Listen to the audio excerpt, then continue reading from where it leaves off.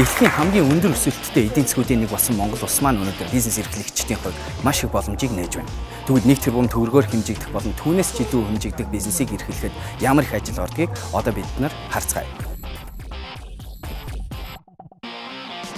Сайн байцгаана уу бүгдээрээ Startup Weekend JCI буюу одоо манай Startup Weekend-ийн 8 дахь үйл ажиллагаанд бүгдээрээ давтаа морилно.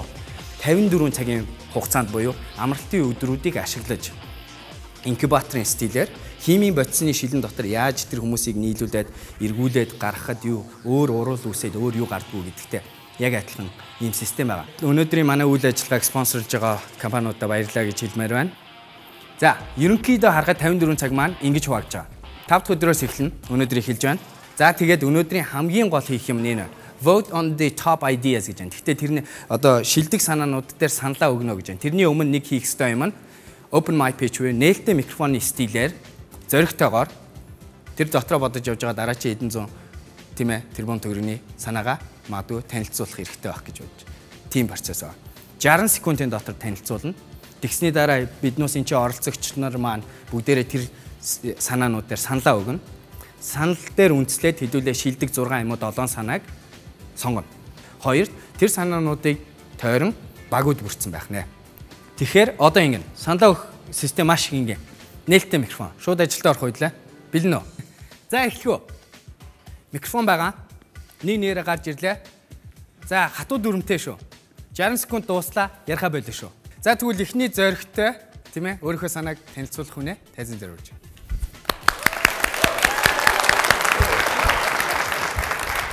За 60 секунд явна. 5 4 3 2 1 за эхлэе. За сайн байцгаана уу, намайг Дүл мандах гэдэг. Миний хувьд болохоор яг мэдээллийн технологийн чиглэлээр ажиллаад 10 жилийн туршлагатай болчихсон. Тэгээд ерөнхийдөө бол айгүй их технологи ашигладаг. Тэгээд технологи ашигласнасаа үүдээд өөртөө гарсан нэг асуудлыг ерөнхийдөө шийдэ гэж бодсон.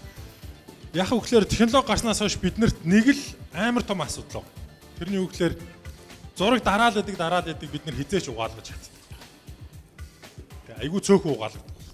Компьютер дээр хадгалаад байдаг, утсан дээр хадгалаад байдаг. Гэтэл яасан саяхан 2-7 хоногийн өмнө яасан гэхээр миний утасны систем гэмтээд тэ охиныхоо дөнгөж хилд орж исэн. Ээжтэй хоол хийхэд тусалж исэн бичлэгүүд нь бүгд устцсан. Нэг тийм асуудал гарсан. Тэнгүүд нь яг үгээр бодсон. Яагаад ер нь ингээд аппликейшн, утсан дээр аппликейшн байдаг тэ. Зургнуудаасаа сонгож байгаа бол хэмжээг нь өгөөл угаалгая гэж тэнгүүд нөгөөдг нь угаагаал гэрт яагаад аваад ирсэн. Скол би компьютер дээрээсээ зургнуудаа веб руу оруулаад хэмжээг нь өгөөл нэг мөнгөөрөө картаа төлөөл. За бас.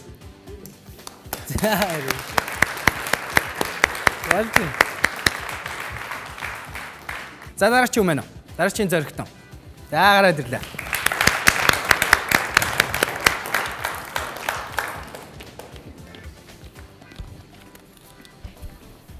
Сайн байцгаана уу, намайг Сүхбат гэдэг Чингис технологис компани захирлаар ажиллаж байна. Мэдээллийн технологийн салбарт 7 жил ажилласан. Миний санаа болохоор гэр бүлийн өрхийн санхүүгийн бүртгэл тооцоо төлөвлөлтийн гар утасны аппликейшн байгаа. Таблет дээр ажиллах боломжтой. Энэхүү системийг ашигласнаар тухайн гэр бүл бол одоо өдөр тутмын орлого зарлагаа үүсгэж төлөвлөж тооцож явахаас гадна худалдаа авалтын төлөвлөгөөч гэдэг юм уу тий ерөнхий баланс дээшээ доошоо явж гэнэ үү гэдэг юм хараад дүгнэлтээ хийгээд явчих тийм онцлогтой гар утасны аппликейшн санаа гаргаж байна. Хин хэрэгтэй. За мэдээж бол яг орлого оруулж байгаа гэр бүлийн гишүүдээс гадна зөвхөн зарлаг гаргаж байгаа гишүүд бас бүртгэлтэй байна. Мөн хөрөнгийн бүртгэл ер нь та бүхний мэдж байгаачлан байгууллагын системтэй ойролцоо систем байна. За бас. За янз бүр.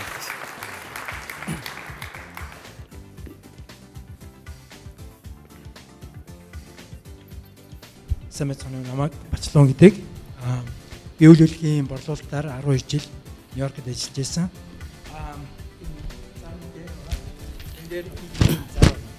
Хотын төвд 2 өрөө байр яалтай амтхан зарим. Айгу бүрхэг байгаа байхгүй.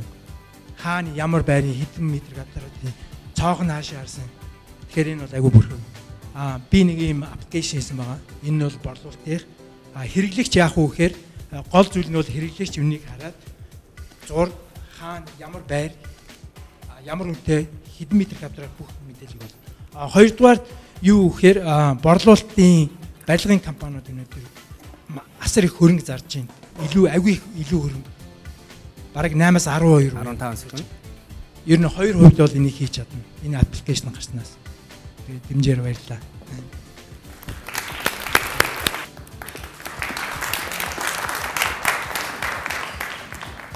За намайг тэгш жаргал гэдэг. Хэвлэл мэдээллийн салбарт нэлээд хэдэн жилийн ажлын туршлагатай. Миний хийгэж санаад байгаа зүйл бол ерөнхийдөө хэллийнхэн цэгийн тавьсан гэж хэлж болно. mongolianbrands.com гэсэн домен нэрийг авсан байж байгаа. Тэгээд энэ дээр ерөнхийдөө суурилсан. Монголоос бол маш олон брэнд бүтээгдэхүүнүүд гарч ирэх боломжтой, маш олон стартап компаниуд гарч ирэх боломжтой. Энэ нь гол нь юунд суурилах вэ гэхээр бол би яг Монголын одоо яг өөрийнх нь онцлог суурилна гэж бодоод байгаа. Мал аж ахуйч байд юм уу, нүүдлийн соёл иргэншилтэй холбоотой маш олон брэндүүд бий болох боломжтой. Тэгэхээр энэ брэндүүдийг сурталчлах, энэ брэндүүдийг одоо дэлхийн зах зээл дээр гаргахад нь дэмжлэг үзүүлдэг. Медиа чиглэлийн одоо байгууллага, медиа чиглэлийн вебсайт mongolianbrands.com үүн дээр төшгөлсөн одоо маркетингийн үйл ажиллагаа явуулдаг компаниг байгуулах төлөвлөгөөтэй байгаа. Төлөвлөгөөтэй биш, төлөвлөгөөгүй байгаа. Тийм учраас одоо төлөвлөгөөтэй болохын тулд та бүхэн хамтарч ажиллаач гэж хүсэж байна. За баярлалаа.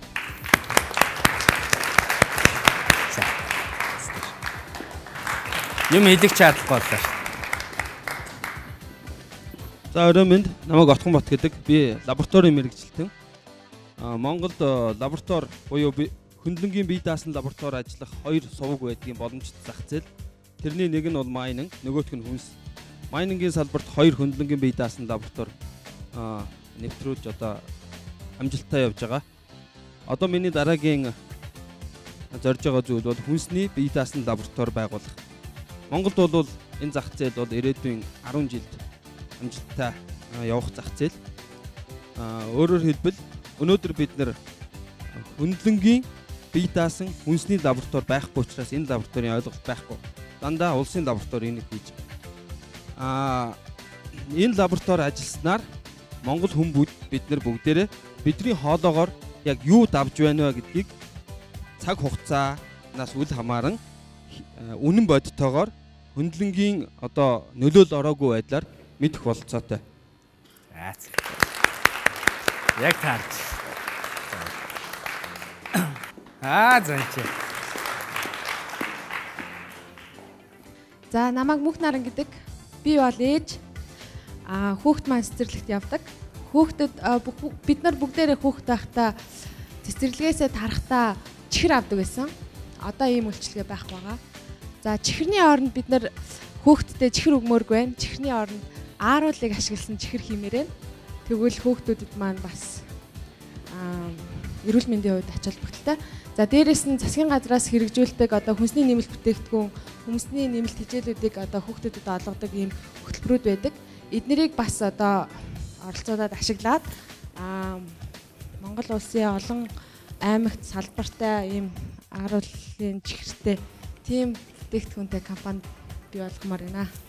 Тэгээд надад хүнсний чиглэлээр одоо үйл ажиллагаа явуулдаг тийм үйлдвэр ажилтдаг хүмүүс одоо тийм үйлдвэртэй хүмүүс юм уу бас ааруулаар яаж чихэр хийж болох талаар гоё. За зөв.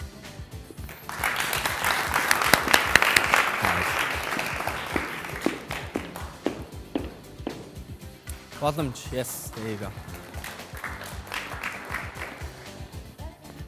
Цаана нааг Эрдэнэчим гэдэг би мэдээлэл технологийн мэргэжилтэй л дээ. Гэхдээ зүгээр сайн надад нэг төрсэн санааг бол тэс хөндлөн. Надад нэг шээсний шинжилгээ өгөх хэрэг гараад өглөө алга би марцдаг байхгүй юу. Тэг хүн болгоо за нууц шүтрээс зүгээр ярьчих тий. Арчиж байхдаа сандаг баларсан. Тэгээд судлаад үзэж гадаад болохоор бүр аппликейшн байна л да. Шээснийхаа өнгийг гар утасныхаа зургаар аваад өнгөөр индикатор хийгээд таны өвчний хамгийн анхны шинжилгээ гаргачихж байна. Та ер нь бүрч өвдөд байгаа юм шиг өвдөд байгаа юм шүү гэсэн тий. Тэгэнгүүт нь тэрийг одоо нөгөө 0-цтайгаа холбох гэдэг юм л да. 0-ын цаасыгаа индикатор болгож чинь 0-ц маань өөрөө жоохон химийн уралтай таны шээснээс ягаад өмнө нь ялгаадаг юм уу. Тэгэхээр өглөө алган та ядаж эмчид очих шаардлагагүйгээр тэрийг тэгээд дараагийн юу нь болохоор бид нар яагаад өнөөдөр Монгол 0-ын цасыг 300 төгрөгөөр авахгүй ирнэ. Яагаад Солонгос 0-ын цасыг 1000 төгрөгөөр аваад нь. Тэрэн дээр нь бид нар 700 төгрөг дээр нь тэр шинжилгээний явуулгээд бид нар 1000 төгрөгөөр эрүүл мэндэд хэрэгтэй найдаж авчээ. За.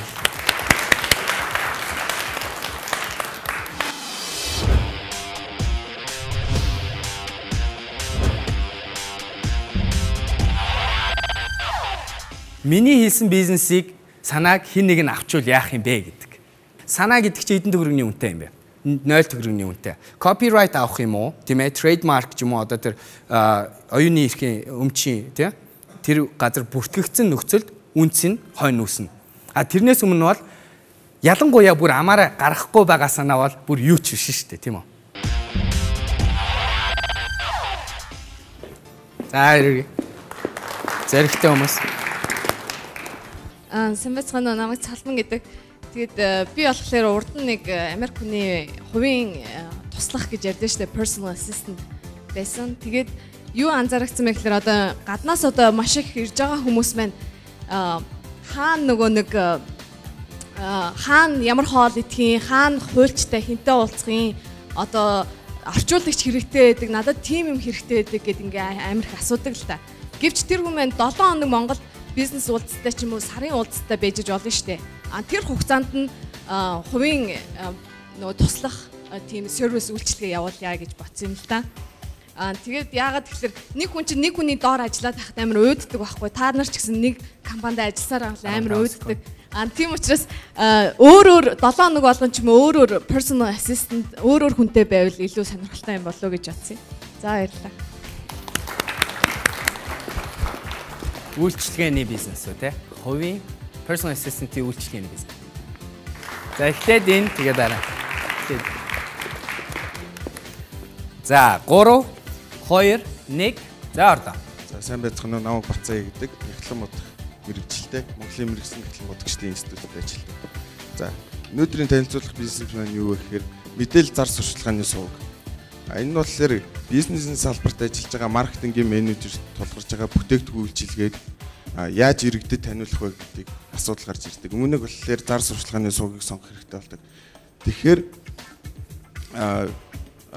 телевиз, интернет, масс мейл гэх мэтчлийн сувгууд байгаа боловч тэрнийх нь үр дүн маш тодорхойгүй байдаг. Энийг болохоор яаж хүргэх вэ гэхээр бас радио. Энэ нь болохоор автобусны FM-ээр зар сурталчилгааг хүргэнэ. Тэгэхээр яах ёстой вэ гэхээр Улаанбаатарт нийт сая 200 мянган иргэн амьдарч байгаагийн 700 мянган иргэн нь болохоор автобусанд өдөрт зорчиж байна гэсэн. Тэгэхээр энэ 700 мянган иргэдэд болохоор шууд хүргэх зар сурталчилгааны сувг гамаа. За. Өөр орнд байдгүй. Жишээ улс мэдгүй. Өөр орнд ийм үйлчлэг байдгүй. Америкт байдаг. Олон нийтийн тээврийн хэрэгслийн дотоод аудийг ашиглаж сурчлаа үүсгэх юм байна, тийм ээ. За 3 2 1 за эхлэе. За намайг Тавсрын гэдэг мэдээллийн технологи болон менежментийн мэргэжилтэй. Тус бүр 6 жилийн туршлага байна. Тэгээд нэг хөөрхөн санаа олсон юм аа. Би багадаа их тусч батсан байсан. Энэ санааных нэрийг би тусч чацаа гэж нэрлэлцдэг юм гээд. Ягаад тэгэхээр манай аав эцэгхээс 14 үлээ байсан. Тэгээ 14 ах дүүнэрийнх нь гэр бүлээр ингээ аягүй их тусал. Янз бүрийн юм үнгүүд тийм туслах ажилд аягүй явдаг байсан. Хүүхэд тэрийг аваад тэр цэцэрлэх үргээд тэрийг тэр сургуулаас нь хүчинсгээд ах гэдэг юм. Альсгүй гэр цэвэрлэхэд туслаад манайх барилгын ажил гэж нэг юм будаад өгч гэдэг юм. Маш их тийм туслах ажилд явдаг байсан. Тэгээд одоо анзаараад байхад бид нар айгүй хүнээр дутдаг болцсон байна. Айл өргөд их цөг хөвгттэй байдаг болсон байна. 15. Бид нар альва зүйлийг аль нэг газар хүргэж өгөх юм уу? Дороо машина жолоодуулах юм уу? Одоо энэ арга хэмжээг зохион байгуулахад хүртэл тэнд бэлдсэн анонсыг ясныг аваад ирээч гэдэг юм уу? Төрөл бүрийн төслөх үйлчлэгийг тусгай дугаараар дамжуулж таахан хүргэнэ.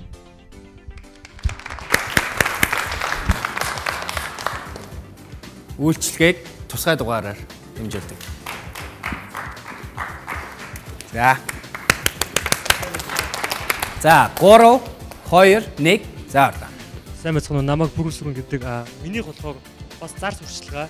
Гэхдээ Заяагийнх бол Бацаагийн бол сая автобусны бас радио байсан. Миний сувг нь арай өөр. Минийх болохоор үнгүүл сэтгүүл гэж байгаа. Та энэ сэтгүүлийг зүгээр автобусны буудал автобусаа хүлээгээ зогсож явахдаа авчна.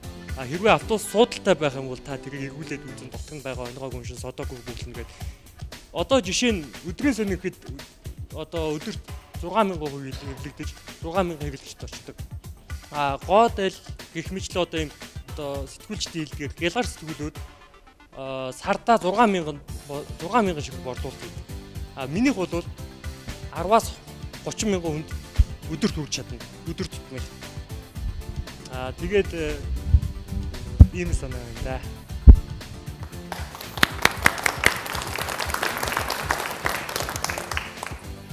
За 3 2 1. За байцгаана уу. Би одоо Octopus Consulting-ийн төслийг шинжээж бас 4-р курсын оюутан. Тэгээ ер нь бол яг залуучуудын хэрэгцээ шаардлагыг бүгднийг мэдж байгаа. Тэгээ нэлээд олон маркетингийн судалгаануудыг хийжсэн. Тэгээ ер нь монголчуудын нэг дутагдж байгаа зүйл нэг юм бол яалтчгүй үзүр үйлчлэгээний байгууллага хаасайгүй бидэнд бүгдэнд нь дутагдж байгаа. Тэгээ миний танилцуулах байгаа санаа гэх юм болохоор яг энэ Задгай кино театр байгаа. Тэгээ Car Cinema-гийн хоёр төрлийн бүтээгдэхүүн байгаа. Тэгэхээр энд Задгай кино театртаа болохоор хүмүүс очиод машинтайгаа зогсоод нэг 200 м радиус дотор машинахаар радиог тааруулаад тухайн гарч байгаа киноныхаа дууг нь машин дотроо сонсоод гэр бүлийнхэнтэйгээ найз охинтойгоо тийм ингээд сууж агаад үзэх боломжтой. Харин одоогийн кино театрууд гэх юм болохоор яг ингээд ороод ингээд хоорондоо шахацлаа талуу өргөөд тий нөгөө найз охин мохино тэрхгээр би юунээс санаа зовоод идэг. Тэгээд тэр бүх асуудлаас хол тийм боломжтой нэг тийм гоё санаа байгаа. Тэгээд та бүхэн дэмжээрэй гэж.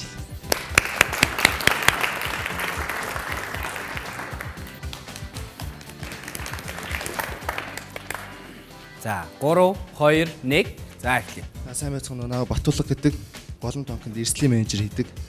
Тэгээд миний гарах санаа бол асуудал нь бол Улаанбаатар хотод бол бүх хүнд асуудал шүү дээ, тийм ээ. Тэгээд одоо энэ хотын ингээд нягтршалаас үүссэн стресс, тэгээд гэр бүлдээ цаг гаргаж чадахгүй гэх мэтлэг хүн болгонд байдаг асуудал.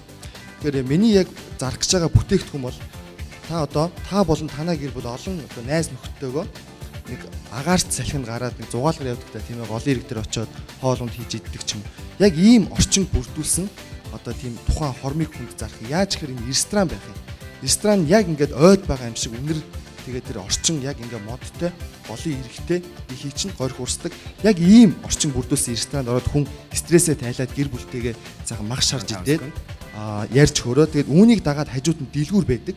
Тэр одоо гэрээ бас ийм болгоё гэсэн хүмүүс байвал тиймэрхүү холбогдлолтой бүтээгдэхүүнийг аваад гэрээ юм гоё тогтчуулаад ойд байгаа юм шиг ийм стресс тайлах юм жижиг юмнуудыг зарах боломжтой гэж бодсон. За. За. 3 2 1. За эхлэе. Миний нэр Адилан. JSI Business Center байгууллагын 2013 оны нийгмийн хариуцлага хорон захирал. За өнөөдөр хүүхдийн хүмүүжил хамгийн том нөлөөллийг үзүүлдэг зүйл бол үзэж байгаа хүүхэлдэйн кино байдаг. За өнөөдөр миний таны бидний Монголын хүүхдүүд ямар хүүхэлдэйн кино, ямар хүүхэлдэйн баатруудаар хүмүүжиж байгаа гэдгийг бид нар бүгдээрээ мэднэ. Batman, Spider-Man, Misha, Masha гэдэг олон хүүхэлдэйн баатрууд байгаа. Тэгвэл яагаад Монголын хүүхдүүдийн Монголын брэнд болсон Монгол хүүхэлдэйн баатар байхгүй байгаа юм бэ? За энэ асуудал шийдэл олох үүднээс Монгол хүүхэлдэйн баатрыг бүтээх ийм төслийг би та бүхэнд бизнес төслийг танилцуулж байна. За үүгээрээ хүүхэлдэйн сургалт кинонууд, комик, ном, хүүхдэд зориулсан тоглоомын түүгээд маш олон зүйлүүдийг байгуулж болно. За энэ бол зөвхөн минийх биш, Монгол хүн бүхний мөрөөдөл баг. Энэ мөрөөдлийг JSI-ийн залуучууд хийж байгаа үйл ажиллагаа, хийж байгааг бизнесээрээ нийгэмдээ эерэг өөрчлөлтийг хамтдаа авчирцгаая. Тэр хүүхэлдэйн киноны юу эсвэл network хэрэгтэй байдаг broadcast хийх тэгээд эдлийн нэг газар байгаа юм байна шүү дээ. Санаагаа энэ хагас бүтэнсээр танилцуулаад зураг үзүүлээд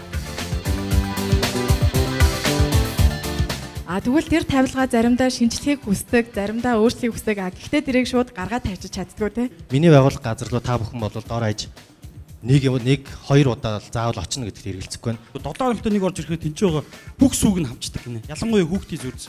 Чицэрганы доторх шүүсийг бид нар энд уучдаг бол зөвхөн хальснаас нь гоо сайхны бүтээгдэхүүнд хэрэгэлдэг бүх фигментүүдийг гаргаж авд юм байна. Аль нэгэн үүрэн талбайны операторын охин компани болж явах юм. Энэ хүүхдийн үтэн сайныг янз бүрийн одоо хоолны төрөл жанрыг гаргадаг тийм нэвтрүүлгийг хийнэ. Ямар санаан дээр өнөөдөр яаж тэр санаагаа хүн танилцуулах вэ? Нэгт, хоёрт тэр санаан дээр яаж баг бүрдүүлэх үү гэдгийг шийднэ.